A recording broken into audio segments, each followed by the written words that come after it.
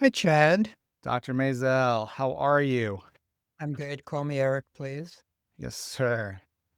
Thank you so much for taking the time to talk to me today. I've been looking forward to this conversation well before you said yes to doing it. So thank you, thank you, thank you. Well, good. I'm glad I didn't disappoint you. Absolutely not. Absolutely not. So we're going to be talking today about two of the more than 50 books that you have published. I've heard you say you've written at least 70. But today I want to talk about two of them: Redesign Your Mind and Why Smart People Hurt. I get the sense, Eric, right now that a lot of smart people are hurting, and a lot of smart people are really scared. And the pains that smart people experience, I think, is intensified by the current political climate and living during a time when the anti intellectuals are in power. They are attacking institutions of higher learning. They are trying to shut down the Department of Education. They are trying to defund NPR and PBS. They're trying to pull books out of libraries that they don't like. It's very clear to me that knowledge is under attack. And I think that smart people would look at this circumstance and say, well, if knowledge is under attack, then the knowledgeable are probably next. And so I get the sense that a lot of smart people are scared and in a lot of pain. And I've heard you talk in other interviews about identifying yourself as a resistance fighter. And I was Mm. hoping that you could share with our listeners today where that idea came from and then teach us in this moment how we resist. Well, the latter is really hard. So let's start with the former, which is easy. That's autobiography. I was born in 1947, right after the end of the Second World War. I grew up in a mixed Irish, Italian, and Jewish neighborhood of Brooklyn. Many of the folks around me were Holocaust survivors. The idea of being a resistance fighter was in the air. It was a well known concept in that time. And it settled in me from a very early age, 4, 5, 6, 7, those years, that was the person to be. That was the honorable way to live, was as a resistance fighter.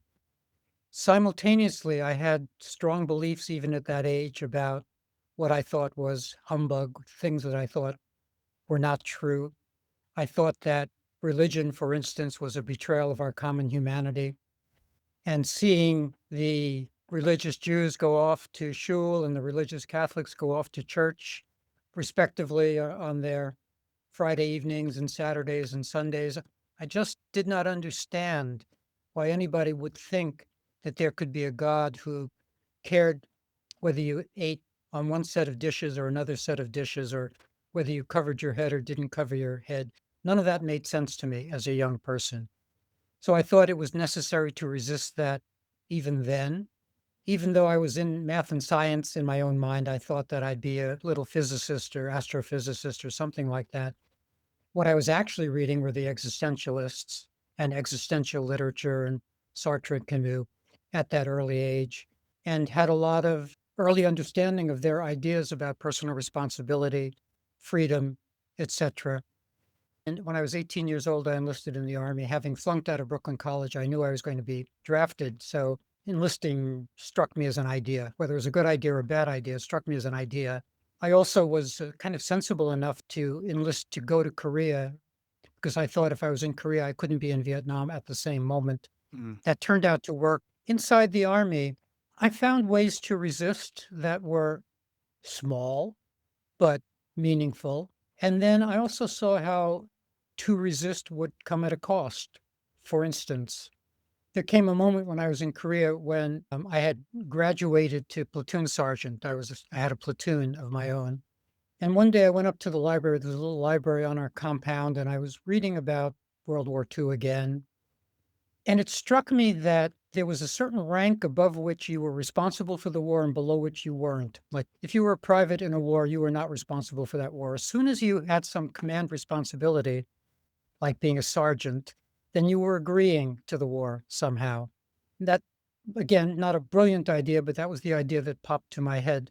Mm. So I marched down to the company commander's office and said, I'd like to be a private again.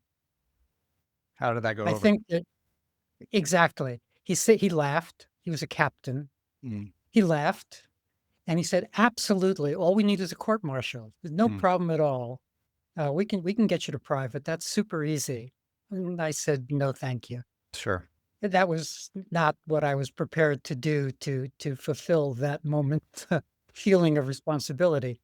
But these are the complexities. Anybody right at this moment trying to figure out what's in their control, what isn't in their control, what Yeah. matters, what doesn't matter, what amounts to a meaningful effort, what doesn't amount to a meaningful effort. I don't have any easy answers for that, but I do have the enduring belief that if you aim your decisions toward the service of one person, that matters. So even if you're now stuck in a place as a human being where you can't help thousands of people or millions of people or billions of people, but you can help your neighbor or one reader or one whatever, that matters. Or Yeah. that can be felt to matter. Whether it matters in some cosmic way, who knows? I want to take a look at something that you wrote and why smart people hurt. You said, we must understand that we are evolved and not designed. And with that understanding comes a huge sigh of relief as we suddenly realize that we are bound to manifest shortfalls and that we will regularly dismay and disappoint ourselves. It also brings on equally huge warning sign as we recognize that neither we nor the rest of our species are adequately equipped to handle personal, communal, or species wide challenges. Talk to us more about the ideas in that as we all sit here wondering, how do I resist? How do I resist without getting exhausted? How do I resist knowing that nothing that I do is going to be enough, that I can't change it all? I can't snap my fingers as an individual and change the world. So, talk us through how you're thinking about that. Let me first describe two paradigm shifts that I think are needed for all human beings. We're not going to get them, but we need them. One is the paradigm shift from the idea that life has a purpose to the idea of life purposes, to the idea that we get to decide what's important to us. And these are multiple things. There is no single thing that's important to us. If we're a parent, our kids matter. If we're a creative person, our novel matters. If we're a social animal, our society matters, etc.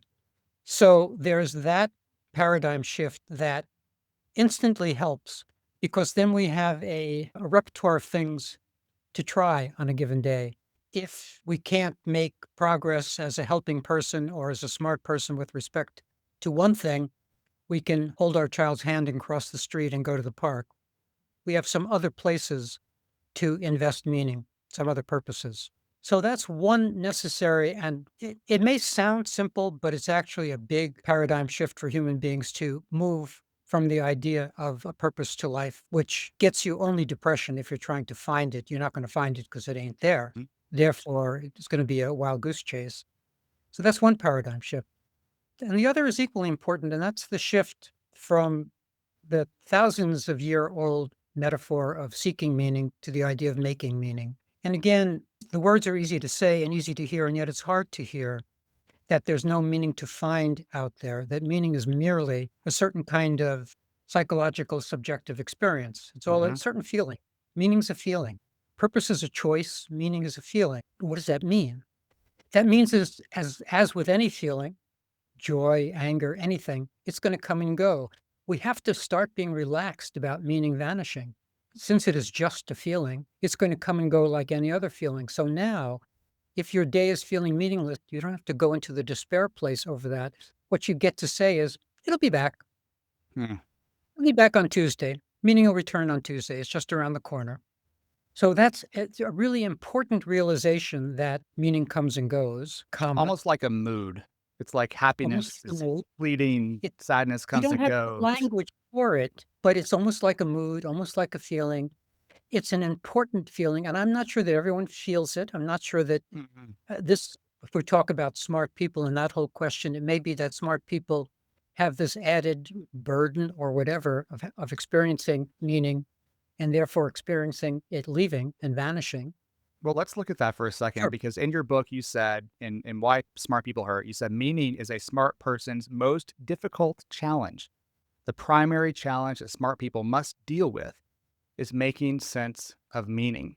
Exactly. So yeah, let me elaborate. Let's say that you have it in you to write a novel. That's what you mean to do. That's what you want to do. That's Mhm. your decision. That's your happy place. That's your love, et cetera, et cetera. So you sit down and you, with some enthusiasm, start your novel. And then, as Virginia Woolf puts it, resignation sets in by day two. Oh my God, I'm writing a novel. I don't know what it's about. I'm a hack. Absolutely. What was I thinking?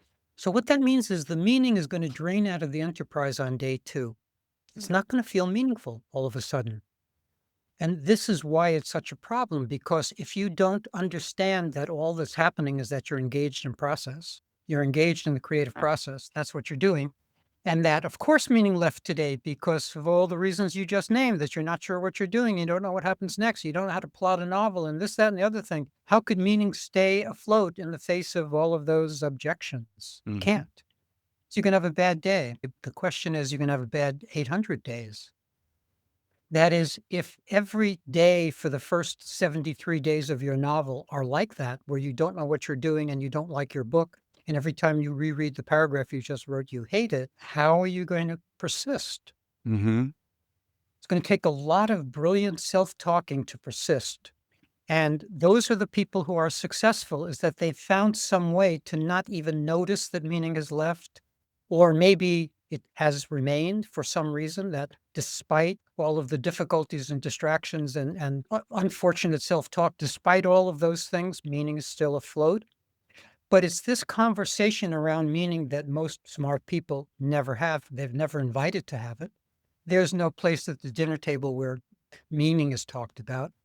There's no place in any school curriculum where meaning is talked about, including, really, if you were an undergraduate major in philosophy, you still wouldn't hear about meaning. You'd hear about it in a certain funny way, but not in the way we're talking about it. You might hear But about the history of the philosophy of meaning. where does the craving come from? I think I sense the craving. And if we're not taught about it, we're not hearing about it, where Let does me the ask you, craving come from? where does joy come from? Where does anger come When I from? find it, I'll let you know.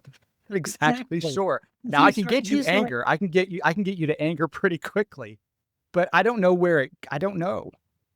No, that's right. We don't know. So to step sideways for a second, I have a very simple model of personality or theory of personality that I teach, that personality is made up of three parts: original personality, formed personality, and our remaining personality, available personality, our remaining freedom. We don't know anything about original personality. And psychiatry, psychology, all of those fields throw up their hands and never make mention of original personality. They don't want to look at it because they don't know what to do with it. Pediatricians know about sort of temperament tests. If you know, you can test Mhm. the reflexes of an infant as the infant comes out of the womb and whether it's really highly agitated or what have you. We know that stuff. We have no idea what our blueprint is or what the lifelong consequences of doing things that run counter to that blueprint will mean.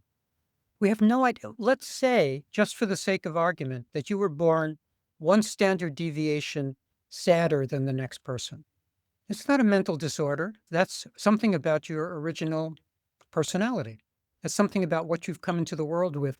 So you're going to have lifelong consequences. Or let's say it slightly differently. Let's say it's not that you came into the world sadder, but you came into the world more observant. And what you observed were things that made you sad. Then you're going to be sadder. So it may not be that you came into the world sadder, but you may have come into the world with a kind of apparatus that's going to cause you to feel more anxious or to feel sadder, more despair. I don't think that that explains things like meaning though. And what I want to think about what you said. You said, you know, where does joy come from? Where does anger come from? I think that the distinction we could make is that something like anger, you could make me mad right now. You could evoke anger in me. You could invoke joy in me. But meaning, no one can No, really bring that let to me me, let me right? let me push back. I don't think Sure. so. I could tell a joke and one person will find it funny and the other person won't. It's still the same subjective experience. I can't deliver joy to you. You have to experience it as joyful. I can Mm. throw the best party in the world and you could be standing in a corner upset about something. So it's similar in that sense. It's about the the subjective experience and the inability to get a guarantee around any of these things, Hmm. especially around meaning, but around any of them. I'm with you on the religion, by the way. But I think that someone listening to us that has faith would say, well, what you're talking about in terms of meaning or inspiration is God given. How do you respond to that? Or do you respond to that? Well, I don't. I would say, which God? Hmm. I mean, there are sort of atheistic apologetics that one can pull out of a hat to Yeah. respond, Yeah. but I don't. I'm not particularly moved by that. I'll tell you, there was a moment some years ago where I was in England, and a teacher at a fancy school invited me to do a lecture for the whole school on atheism. And the reason was that the British government had decided that since they were allowing so much religious education at school, that they had to allow a little counter argument. It was sort of mandated at a high level that an atheist could show up once in a while. So I was the atheist who got to show up Lucky at you. that school. Lucky me. Well, I enjoyed it, but also, I just have to say as an aside, they had this tradition at this school where at the end of the lecture, the whole school walked by you and shook your hand, all the students, and many refused to shake my hand. Wow. Not aggressively, but just they passed on the opportunity. Interesting. And they had been primed. The thing after the talk was the question and answer period where we went to some rectory or some room or some place, and they started bombarding me with the kind of question you asked about how can you know that God doesn't Yeah. exist or this, that. I'm not a debater. I was not good at this. This is not my thing. So they won. Of course. Of They course. won. You shared a little bit of your background, and I don't know that, no one's coming up to me or emailing me saying, defend your atheism or anything like that. I grew up in a fundamentalist Christian home, and there is always that little voice in my head. Even my family doesn't try to debate me or question me about it anymore, but there's some perverse part that still exists in me.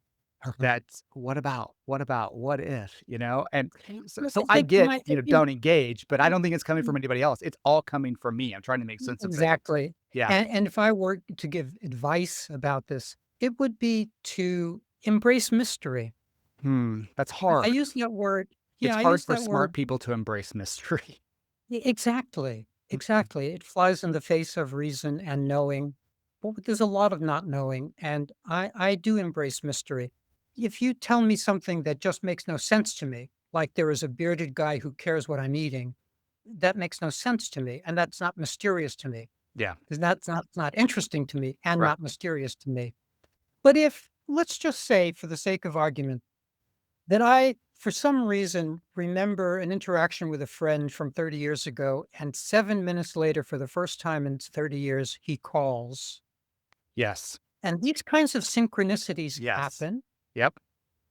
I just put that in the place of mystery. That doesn't make me go someplace to needing to posit a God. I'm just going, wow, that was really mysterious. Now on to my work. Yeah. Yeah. I So I get that. think I think we can relax into the understanding that there's stuff we don't know. Well, and Boom, there's stuff that we Sabina. don't have to know as well. Like, And don't does it really matter that 7 minutes later your friend called? Like, do you really need a dissertation or an explanation on that event to have a good life? No, exactly. And if 1,000 physicists are debating whether the Big Bang did or didn't happen, do I care? No. probably I not. don't need to I don't need to know that either. If there's something there that is mysterious, let it be. Dark Uh, matter, whatever, dark energy, I don't know. Embrace the mystery. I love it. All right, Yep. so I want to get to something else that you wrote. This again is from Why Smart People Hurt. You said a smart person is able to think clearly, at least some of the time. And one of the results of thinking clearly, seeing clearly, and using his brain's available power is to see through the illogic and falsities around him, which produces a grave new set of problems. Seeing clearly puts a smart person at odds with his society. One of the important consequences of this natural ability to appraise and to deconstruct is that you breed doubt in yourself. You can end up mistrusting your own thoughts, your choices, your decisions, and even your values and principles. When you are good at deconstruction, you open the door to doubt. You must be doubly alert to the fact that you are responsible for the meaning in your life. that your doubts amount to meaning leaks, drains, and even crises, and that you must use your smarts to shore up meaning using the many principles and practices of natural psychology that are available to you. I want you to talk about, and you alluded to it a little bit earlier. I think that there are two opportunity for meaning or purpose leaks that occur that drive me batshit crazy. One is I have a purpose. I've decided that purpose no longer suits me and it's time to move on, even if I don't know what that next purpose is. And so that creates this gap. And I think that that gap can be a day, a week, a year, or years. And then there's this other gap that's, as an example, getting ready for this interview. This is very meaningful to me. Prepping for the interview, probably not so meaningful. When I was finished prepping on Sunday, Monday was just a shit day because I'd done my prep. I'm waiting for you on Tuesday. And so I have Yep. this micro gap where I spend Yep. that time beating the shit out of myself. You should be doing this, this, this, this, and this. You're not doing all of these other things. So there are these leaks, and it can very quickly turn into crises when you have these little gaps or these much bigger existential gaps. I don't know if that made any sense or if you can help It me makes, shore makes, this up. makes a ton of sense. There's Okay, just so much there to unpack. There's a lot to unpack. Let me go here and there. sure. So there came a time where I did some interviews with folks who were well respected in their professions. And the goal of these interviews was not X. But what happened was it came up that for each of these folks, a time came when meaning leaked out of their main enterprise in life. One woman was a nun, Mother Teresa's right hand nun, and she stopped believing in Mother Teresa, religion, and her order. That's a big leak. Yeah. It's a big wool. One fellow gave up tenure because he just could not tolerate teaching his classes any longer, and giving up tenure is not an easy thing to do. Yep. But here's the headline. To a person, it took them 5 years to move from the moment when they knew that meaning had leaked out of the enterprise to actually leaving the enterprise. Yep. That's a long time to be in pain. Yep. Why do we do that? Well, because there are consequences. There's the unsettledness of now not having tenure, and what do you do? Who Yeah. pays the bills? Yeah. For religious folks, it's leaving community. They often have no trouble leaving God. This is my experience of people. What reports to me of what their experience is of leaving their religion. God was easy to leave. Their Hmm. pastor was easy to leave. Pancakes on Sunday was not so easy to leave. Yep. Community was not so easy to leave. So, because there are real consequences to these meaning leaks, people stay on. Not hopefully, they're not hoping that that meaning will return. That's really not what's going on. They're just not prepared to face the consequences of making the move that they know is coming. Do So they that's know, before you go on, do they yeah, know sure. what the next move is, or do they just No. know that this one is done? Well, what they know is a hole is coming, an HOLE is coming. That's what they know is they know the difficulty is coming. They don't know the upside. All they know is the downside Of the pain they're experiencing now. and the pain that's coming. They're anticipating that the actual leaving of the order is not going to be fun at all. It's not going to be liberating. It's not going to be joyous. It's going to be sad and despairing and lonely and all of that. And that's another reason why they don't want to do it. But eventually you find that they do. They do. Mm. I would say to the last moment reluctantly. Mhm. It's like hitting bottom almost in that Yeah, recovery language. I like to hit bottom and roll around and bounce for a little while. Um, Mhm, so how do you see them once they've reluctantly given up on the thing? They're moving on. They may not mhm. know what that next thing is. What do you do with that big gap, that time of searching and trying to figure out what's next?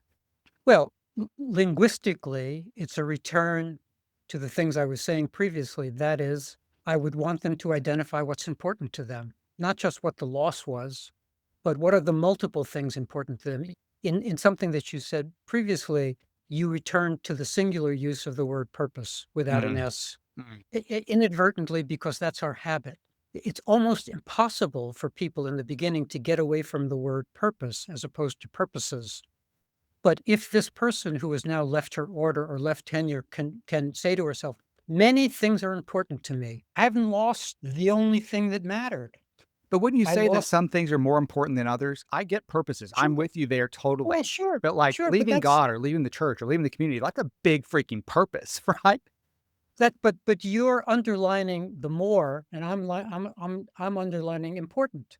Yes, that's more important than other things, but many things still are important. The word has no meaning unless it means important.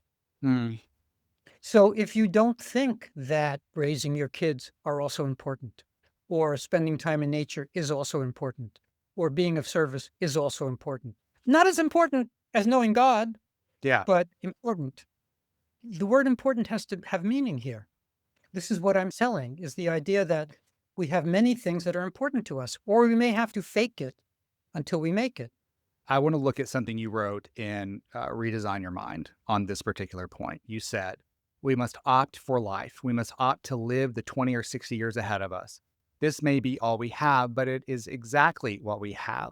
We force life to mean while we are alive and until death releases us from our responsibility to live authentically. We say, while I am alive, I can love. While I am alive, I can learn a few things. While I am alive, I can help in some ways. While I am alive, I can create. We must opt to matter because we can, and because unromantically, but utter sincerely, we must.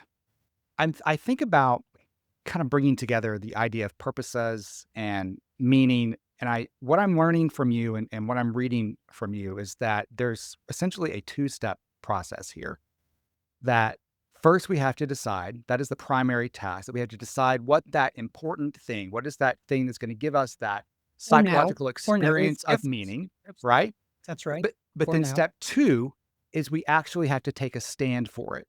And I've heard you say in other that's right. places that we have to that you're selling personal responsibility. Don the mantle of meaning maker is one of my phrases. But yeah, that's right. We have to step up. We have to step up to the plate. We have to show up.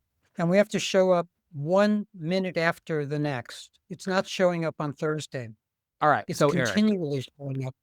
if I decide that underwater basket weaving, that's how I derive meaning in my life is underwater basket weaving, and I'm going to take a stand, I'm going to take personal responsibility for being the best basket weaver that I can be. I Help people still swim. have in the back of my head that little voice that's saying, well, it's important because you decided it was important, but it's only important because you decided it was important. And so I That's find right. myself in this loop of, well, I can pick a thing that matters, but in the back of my head, I still know that it only matters because I picked it to matter. Help me resolve this. Sure. Easy. Easy. Rather than having that conversation, I would want you to train yourself to have the following conversation.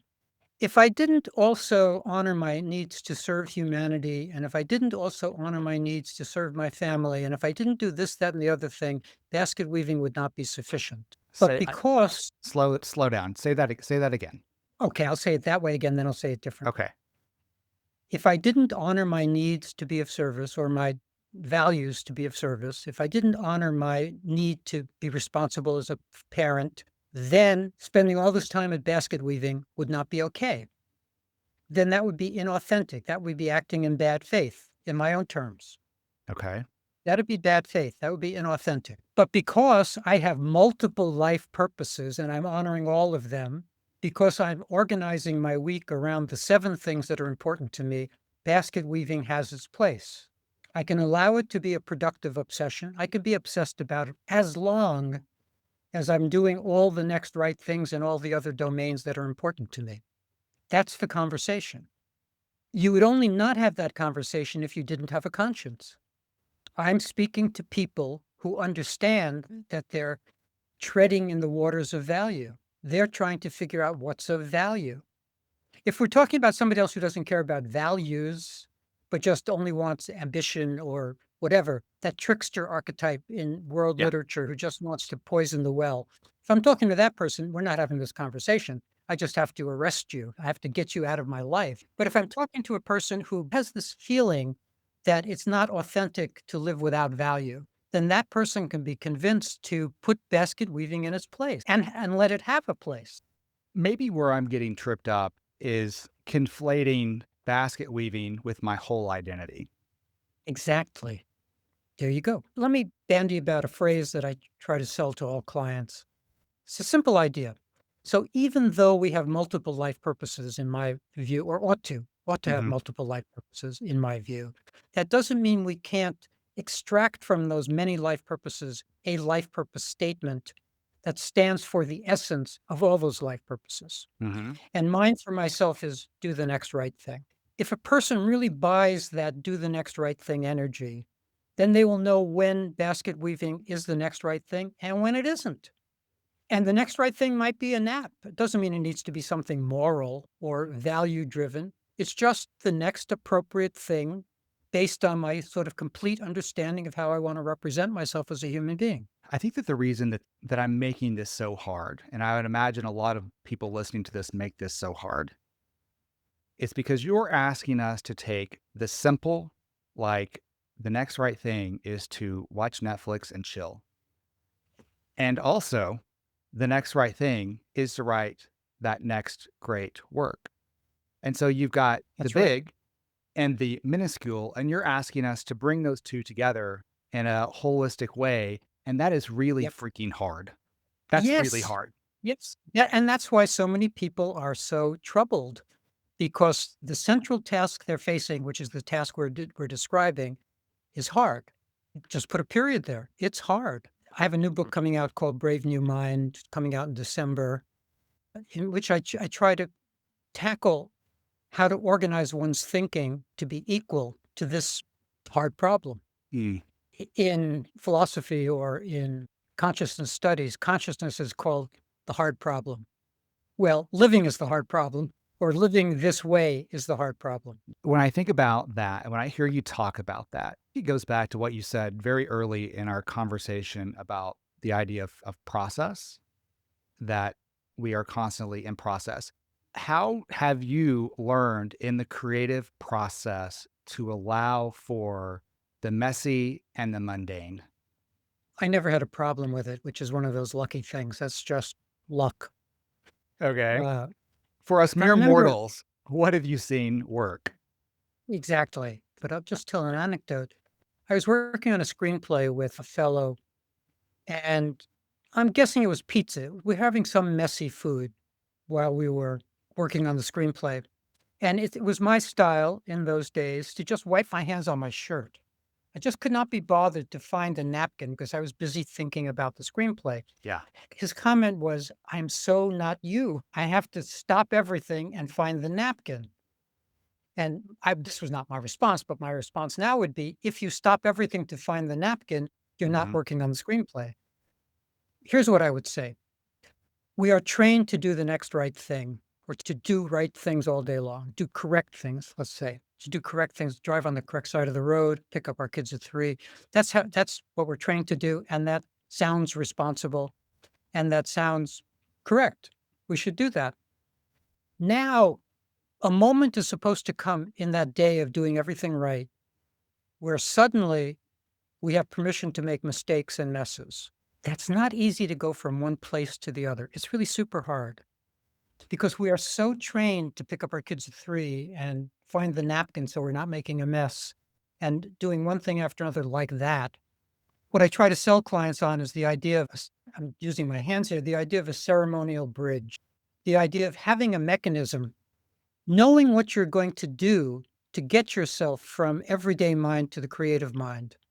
And the ceremonial bridge that I like to teach the most is a simple one of using a deep breath, 3 or 4 seconds on the inhale, 3 or 4 seconds on the exhale, as a container for a useful thought. And the useful thought is I'm completely on the inhale, stopping on the exhale. I'm completely stopping, meaning not what it sounds like, that I'm completely stopping rushing. That's what it sounds like. But what it intends to mean is I'm completely stopping my need to get things right. That's so hard. It's very hard. It's why we edit while we write. I don't need to get things right. I'm not attached to outcomes. I can write a book for 2 years, and if it doesn't work, I'm on to the next book. I don't care. I do not relate to the idea that I can spend 2 years on a book and if it doesn't get published, who cares? I cannot relate to you on that level. How do you know when you've got a good But you idea? know that you have to, though. You do know that you have to I'd get rather there. torture Yeah. myself. I much prefer the pain. How do you know when you have a good idea versus I've got a book? Oh, there are two contradictory answers. Okay. One is you don't know, and you can't have a guarantee, and you can only know by trying. And I think we get a tingle down the spine about its rightness or wrongness, or maybe its legs, not about it being right or wrong, because it probably is a good idea. If I had it, it's a good idea because it's Of my idea. It's course. got to be the idea. But does it have book length legs? That's a separate question. And I Okay. think I have good radar about that feeling. Could be wrong. I'm not saying I'm right, but I just have some somatic physiological reaction to the Mm. idea as it being worth not 2 years, because it doesn't take me 2 years. Is it worth 6 months or is it not worth 6 months? So both things are true simultaneously. I can't know, and I know I can't know, and I think I know at some level whether it's worth the 6 months or not, Well, whether it we sounds whether like we're there's an alive or element of not. that, like, am I willing to give this idea 6 months of my attention? I would know at 10,000 words for sure, Yeah. meaning 2 weeks. I can invest a couple of weeks in knowing. And by the way, I can have a very good idea and not have permission to follow that idea. It is much harder for me, being known for nonfiction, to get fiction published. That's a publishing issue. So if an interesting idea for a novel arises in me, I have to factor in that it's going to be harder to sell it. It's going to be harder for it to have a life than a nonfiction book would have. So I'm factoring in reality testing while also trying to dream big and be creative and all of that. I'm factoring in reality. Now, I wouldn't say I factored in reality when I was 23. I Mm. just wanted to go where I wanted to go.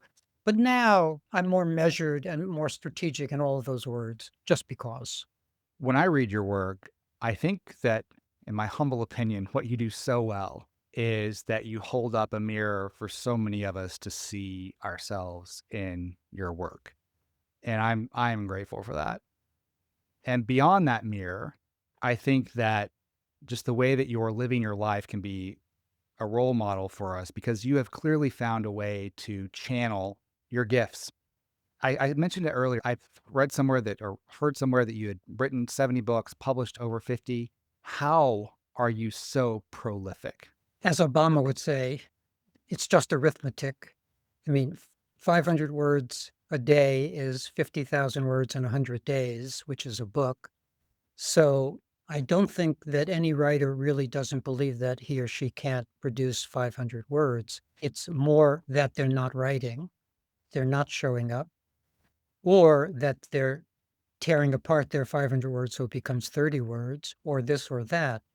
It's really very straightforward. If you imagine someone producing 2 pages a day. If this is their life work, writing, they should be able to produce 2 pages a day that they like or that stands their scrutiny, and that becomes a book every half year, 2 books a year, 60 books over 30 years. It just becomes that. It's about the consistency of daily practice. I have a whole book on that, The Power of Daily Practice.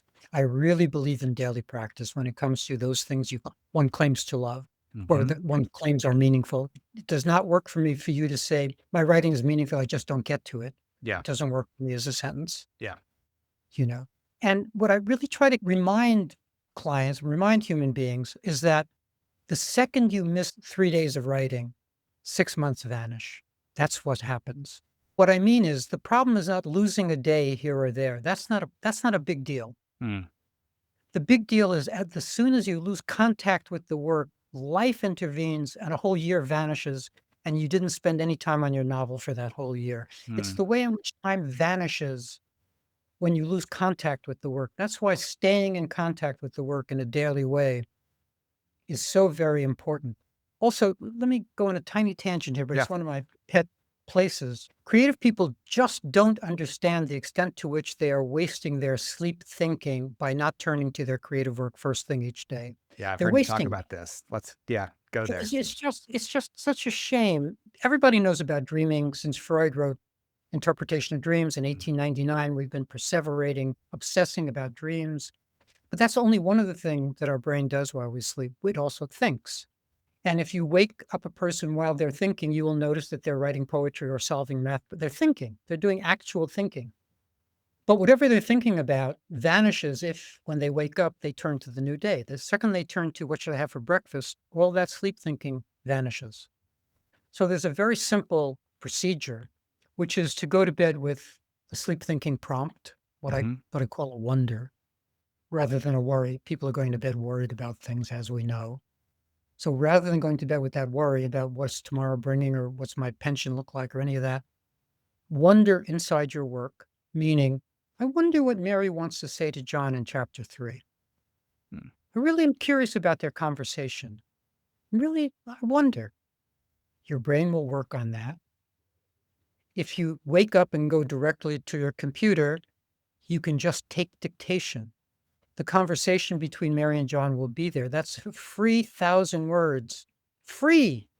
Those are free books just by doing this. How do you balance input and output? Are you reading other people's things? Are you reading academic journals? How are you balancing input versus output? My reading is pretty much strategic nowadays, meaning the following. We haven't talked about this at all, but I created and I'm the lead editor for the Ethics International Press Critical Psychology and Critical Psychiatry series. That's a mouthful. That's a mouthful. And as the lead editor, I propose books to the publisher.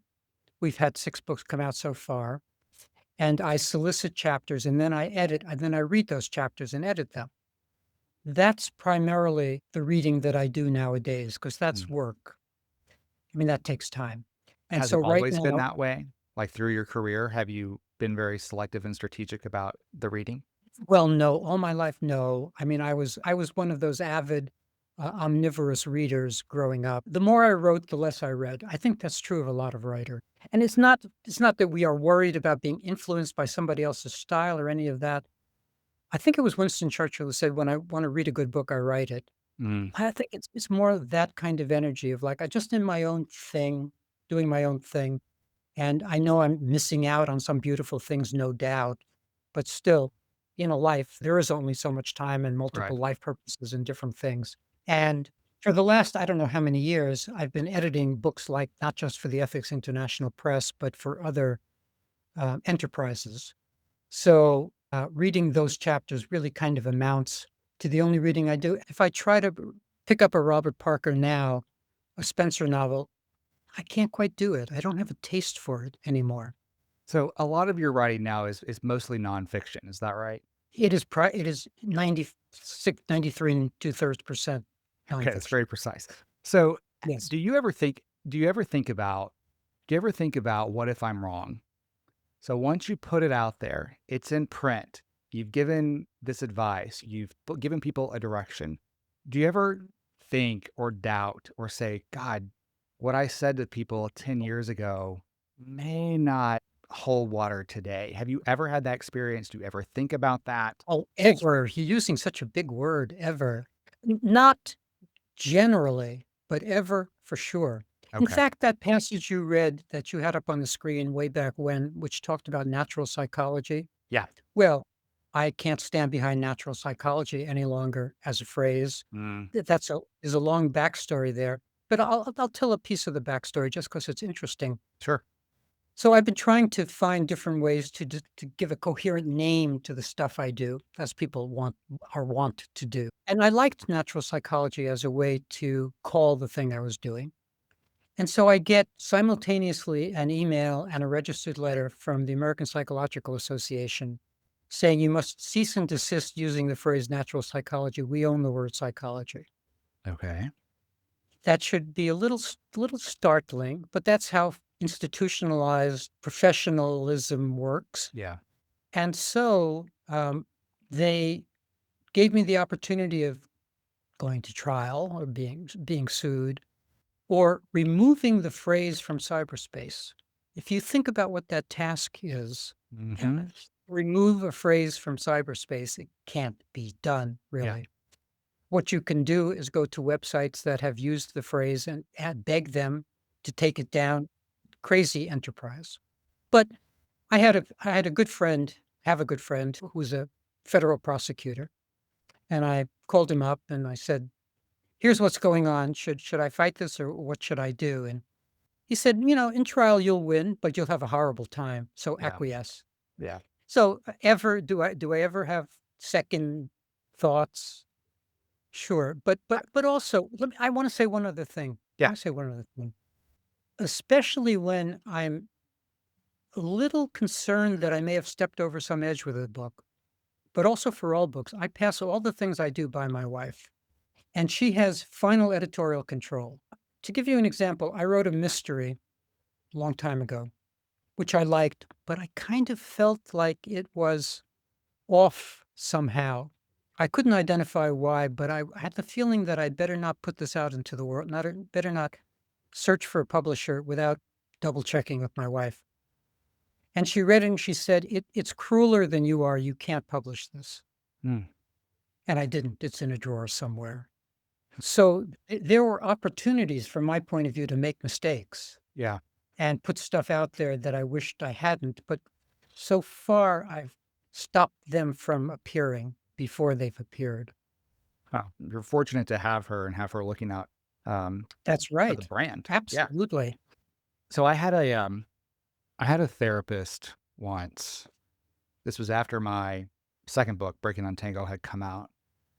And I was still in therapy. And in my book, I talk about mindset methods and growing up a gay kid in rural Arkansas and the things that you have to survive and overcome, and then how I've come to think about it and emerged from it.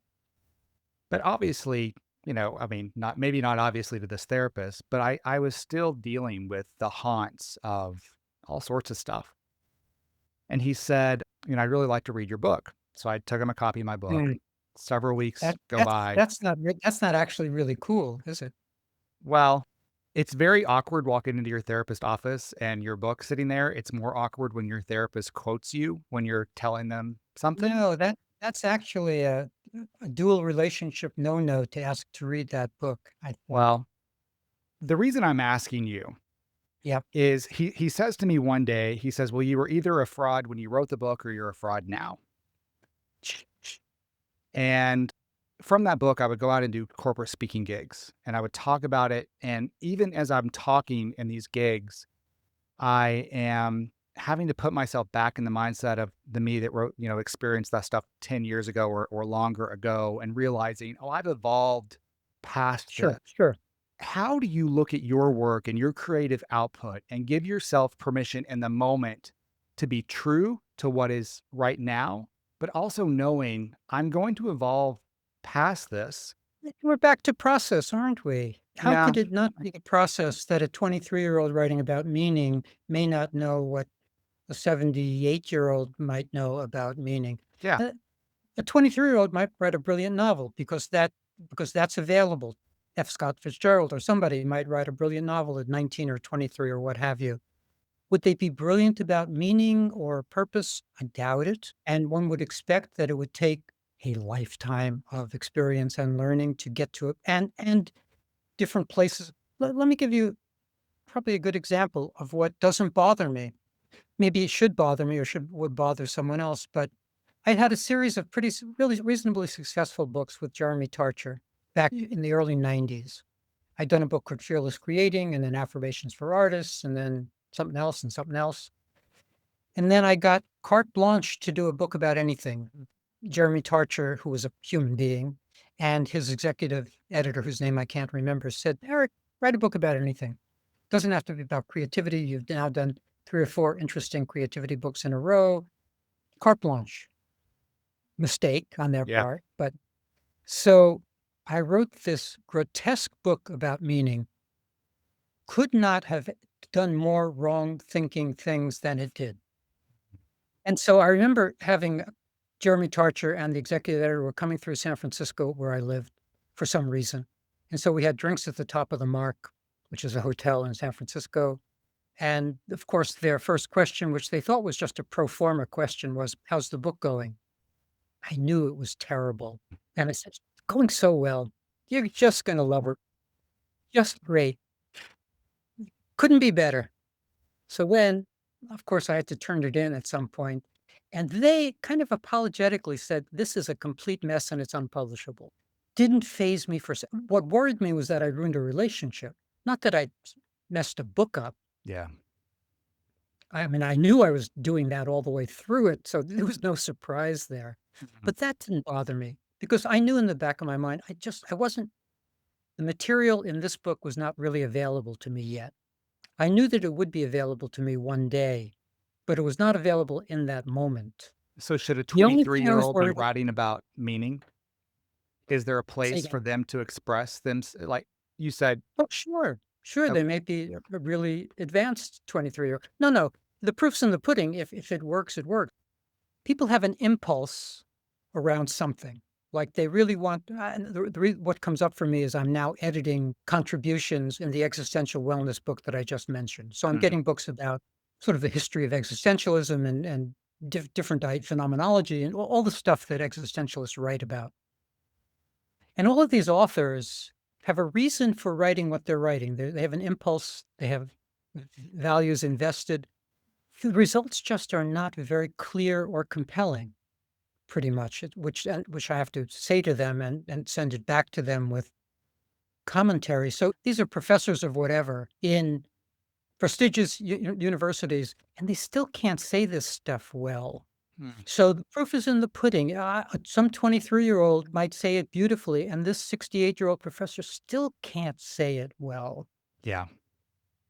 So it's not about age or experience or whatever, it's whatever it is. I find a lot of permission in that. I'm really glad you shared that experience. Yeah. I felt a lot of permission in that. Oh, good. And by the way, just to remind ourselves about something, creative folks are very easygoing with respect to other people's work. They read an ordinary novel, they'll go, "It was fine." They're not Yes. gonna bash that novel. They'll that got me through a summer afternoon. That was just fine. Their own ordinary work? No, not okay. Yeah. Being ordinary themselves is not okay. It's perfectly fine for someone else. They don't get the idea of a body of work. They really most creative folks do not get this idea that they're creating a body of work, some of which will be ordinary, some of which will be miserable, some of which will be excellent, that there's a range in this body of work. They don't get this idea of a body of work. They're so invested in the thing they're looking at and needing it to be marvelous that they forget the long game. And the long game is lots of stuff that's ordinary. Who wants I, to hear that? But that's the truth about process. nobody wants to hear that. And that brings me to something that you wrote in Why Smart People Hurt. You said getting a grip on your own mind is part of the process of stopping unreasonable self pestering. But just as important is getting a grip on what is actually important to you. If you don't know what the big stuff is, it will naturally be that much more difficult not to sweat the small stuff. Small stuff looms large when the big stuff is unknown. If you currently don't know what's important to you, please decide. The task is in deciding. To your point, I find myself self pestering a lot. Let me say to you as a Mm, person, if I were coaching you, I would be wondering what your big project is that you're not doing. That would mm. be because I know that you're a big project person. A big project person who's not working on a big project is going to feel a meaning shortfall and pester themselves about what they're doing. It doesn't mean that if they are working on their big project, that's a guarantee, but there's a hole there. And I'm not inviting you to say what your big project is that you're not working on, but I would just know that there is one. Let me push you on that for just a second. I heard you in another interview and they said to you, you know, you've managed to make a business out of writing and talking about what you talk about. And he said, what was the most challenging thing of starting and getting a business going? And you immediately replied, like immediately, your reaction was, well, the first challenge was to care about people at all. Yeah. That hit me like a bag of bricks when you said Yep. that. You're clearly a smart person. And I want to talk about the gifted word in just a second, but you're clearly a smart person. How do you tolerate, I'm not going to say stupid people, but people who do stupid things on the regular? How do you live in a world where you have to tolerate that and care about people in general and get to a place where you're serving as a high level as you have? Very complicated question. That's Or that's maybe kind of my the style, Eric. That's kind yeah, of my maybe the style. answer is complicated. Okay. Let me go in a few different directions. One is the people who come to me, the clients I have, are by and large smart. That's who comes to me. So I don't have to deal with the other folks Yeah. in session. Yeah. That's a big deal. If I had to, I It is a wouldn't be big able to deal. do it. I It's a wouldn't very be big able to deal. do it. Yeah. Uh, that's A. B, I tune out all conversations in airports and restaurants and what have you. My wife hears what's going on at the next table. I am tune it out. I can't. There's a little deafness going on, but it's also a conscious tuning out. I don't want to know these conversations. What about the They, news? What about social media? Do you I watch no news. Okay. I watch zero news. Okay. I don't have a cell phone. I do not possess one. I don't have a smartphone. I'm insulated because I have stuff to do. I have work to do. It would be to me an indulgence to care about the news unless I was going to a barricade, unless it was a resistance fighting moment and I was going to a barricade, then I would need to know where the barricade was. Is it on this avenue or that avenue? But short of going on a barricade just to know that another cruel thing has happened, don't need to know that. I think that that's hard. And I would love for you to talk me out of my need to know. So I think that one of the characteristics, pushback, obviously, one of the characteristics of a smart person is a need to know, wanting to learn, wanting to know more.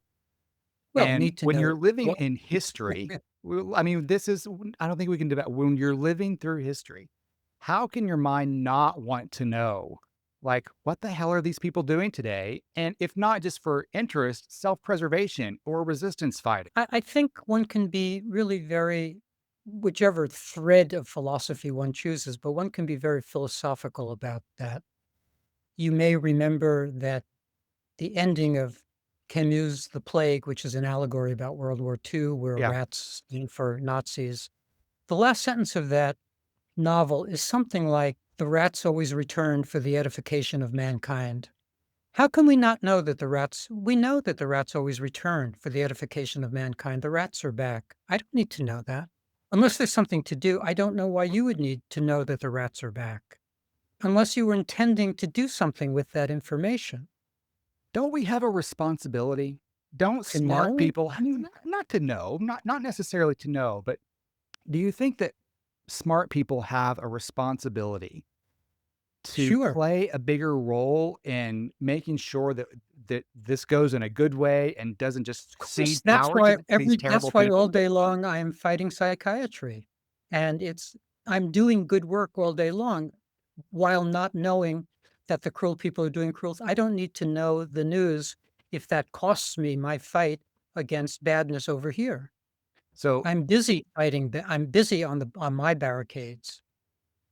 you picked your fight, is what I'm hearing. I'm picking my. That's right. Religion is one of my fights. Psychiatry is one of my fights. Humbug in general would be one of my fights. Mm, But anything that comes up that I believe to be anti-humanistic, anti-humane, anti anything that's not okay, I'll fight. But to be engaged in that fight, I can't also be watching the news.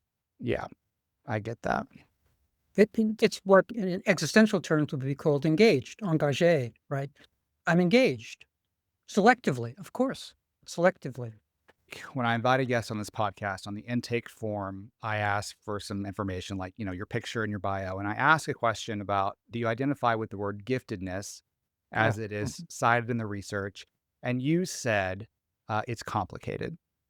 I'm wondering, how do you think about giftedness in adulthood? it's not gifted and talented are not words that I either use or like to use. I guess I don't like to use them because they feel a little in need of deconstruction, that multiple ideas are embedded in Yes. there.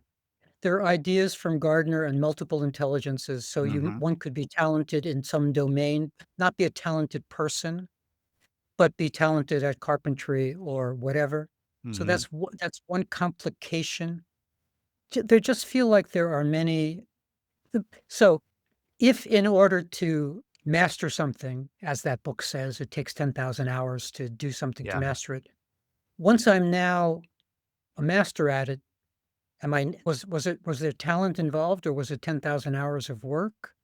Was there ever talent exactly? Was that the right frame to be thinking about how I arrived at mastery? Is it Mhm. via talent or sweat equity? I don't know. I guess smart, if there's it feels like I can picture a bell curve with smart. I can picture a normal curve, and I can see smart 1 standard deviation to the right and very smart 2 standard deviations to the right. I can picture that, and I can picture 15% over there to the right in the 2 standard deviations, and then 1.5% or 2% at the far, far right. That all I can picture, and that makes sense to me. Unitary intelligence, which is an idea that has been deconstructed and debunked, but still, at least metaphorically, rings a bell to me. It still rings a bell. Mm. Somebody's smart or not. That holds for me. And talented and gifted, I don't see the bell curve. Do you find, though, with the people that you see that are creative, smart folks, as you've described them, do they also have experience the negative parts of that, whether it be an urge to perfection, Sure. all the things that come with perfectionism, or existential crises, or intensities or overexcitabilities? Do you see those things in them in addition to their creative intelligence? All of those. Let me just add one that the ones you just named, I think, are obvious enough to not necessarily need elaboration. One that's interesting, I call the smart gap. That's a little less known as an idea. And that's the idea that a person experiences themselves as smart, but not smart enough to get the work they want to get done Yes. done. Yes. And that's very painful, very poignant to me. Let's say you have an IQ of 173, but you need an IQ of 194 to be Newton. That's really tough. I don't mean it's tougher than being a coal miner, but it's just tough. Now, by the way, can one get smarter? There were interesting studies in the 1940s when Roosevelt had money to throw at the WPA, Hmm. and many interesting things were done in the 1940s that have never been replicated. And one was about classroom enrichment. And if you had one group of students who didn't get enriched and one group of students who did, and then did pre and post IQ tests, the enriched kids gained 5 or 10 points in IQ, but by virtue of having enrichment activities and what have you. So maybe one could get from 167 to 173. It's still not 194. Yeah. I've heard you talk about, and I think this issue relates to it. I've heard you talk about things like depression actually is despair. I don't want to put words in Yeah. your mouth, but that's Yes. what I picked up. And also, I know, how much you think about existentialism and that these things shouldn't be pathologized. Yes. And yet, if I'm feeling blue, I go to my doctor. He's going to refer me to a psychiatrist who's going to give me a pill. What's it going to Yes. take? What is it going to take for practitioners, psychologists, MDs, psychiatrists to have more awareness around what it is to crave meaning and feel despair and want to make something of your life and not freaking pathologize it? What's it going to take to bring Right, that to the forefront? there's no hope that will change, comma. Mm. But all of the efforts of the folks in this movement that I'm in has 3 names: critical psychology, critical psychiatry, and anti-psychiatry. Nobody agrees to what the real name is, and that's okay. But our efforts, Robert Whitaker, who runs Mad in America, which is a wonderful website and has lots of viewers and all of that, that's a great place to learn about critical psychology stuff. There are resources, but not only are there resources, but there are changes happening. Not gigantic. I don't know what level change to call them, but for instance, very recently in the last couple of months. So I have to do a little backstory here. Yeah. The American Psychiatric Association produces something called the DSM, the Diagnostic and Statistical Manual of the American Psychiatric Association. Yeah. That's the diagnostic manual for the United States and a lot of the world.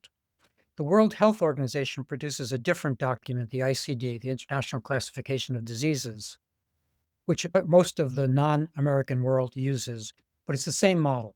They both have the same symptom picture basis. Okay. Yep. But just a couple of months ago, the World Health Organization came out and said, we no longer quite believe in our own reliance on this model. We're not quite sure that this symptom picture model, and it doesn't work, works. We're not sure it Mm. works. And so we're looking at it. Okay. That's That's something. It's not nothing. That's not nothing. And how did who learned what from what, or how did that happen? What's the butterfly effect here? I don't know. But it encourages me. Yeah. Not that we can get all the way because big pharma is so big. You Yeah. watch something, every 2 out of 3 ads are drug ads. It's wild. So it's really hard to fight big pharma. Also, the central metaphor is so potent that it's almost impossible to crack. The central metaphor is the analogy between physical disorder and mental disorder. It just sounds right. Well, if there are physical disorders, certainly there must be mental disorders.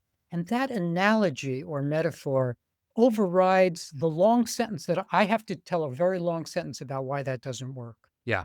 I have a slogan. I mean, I have slogans like childhood is not a disease, and I can create slogans, but that physical disorder, mental disorder thing is so linguistically powerful. Mhm. I'm not sure anything can crack it. Well, we need a good PR guy. You mentioned earlier that you have a new book coming out in December. Before we wrap up here, it's called A Brave New Mind. Do you have anything you want to share or preview about what we should look forward to in that book? Well, this is just maybe just the slightest preview, and that Sure. is I've been trying to, as so many of us are, come to grips with, are we equal to this moment? And if we're not, what might help us become more equal to this moment emotionally, mentally, all of that. And so I've tried to create a picture of a mind that might be equal to this moment by marrying two ideas, the idea of serenity and the idea of readiness. And what I'm trying to get at is that some traditional ways of thinking about now, which sounds so promising, like the Zen idea of now, when you peel a potato, just peel a potato, Yeah. that idea of being really present, Yeah. doesn't actually work any longer, or is actually not appropriate. That we need to both be here tranquilly, calmly, serenely as best we can, but also ready for the next thing and ready in certain ways that, of course, the book goes into describing. So it's a book that tries to explain and describe the phrase serene readiness as a new way to be, a new mental model. That sounds very fascinating. I can't wait to read that. Coming to your local bookstore and Coming to your local bookstore. His name is Dr. Eric Maisel. He is a retired family therapist who specializes in creative and performing artists. He founded the profession of creative coaching, where he actively maintains a thriving creativity coaching practice. He has published more than 50 books. The two that I am recommending that you run out and purchase today are on your screen. They are called Why Smart People Hurt and Redesign Your Mind. You can also learn more about him at ericmaisel.com, also on Facebook, LinkedIn, and Substack. Dr. Maisel, Eric, I hope that this the first of many conversations that you and I can have. I sincerely appreciate your time and your generosity and insights today. you're very welcome. And thank you for having me. And yeah, let's do it again. Absolutely.